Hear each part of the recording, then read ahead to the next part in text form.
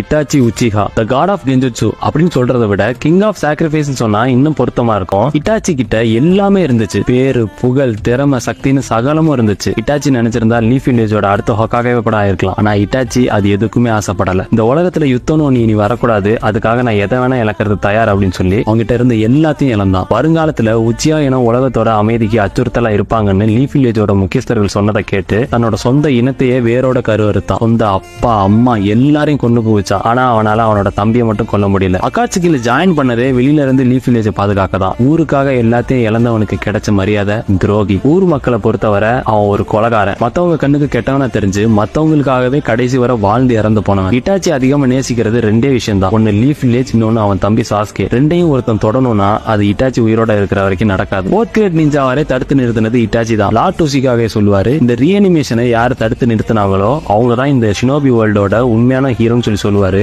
ஹாஷ்ராமாவே third Hokage இட்டாச்சியை பத்தி சொன்னதை கேட்டு என்ன விட ஒரு சிறந்த ஷினோபினா அது இட்டாச்சி தான் சொல்லியிருப்பாரு. ஈவன் டோபிராமாவே இட்டாச்சியை பெருசா மதிப்பாருன்னா பாத்துக்குங்களேன். அப்பேற்பட்ட உண்மையான வீரன் தான் இட்டாச்சி உச்சிஹா.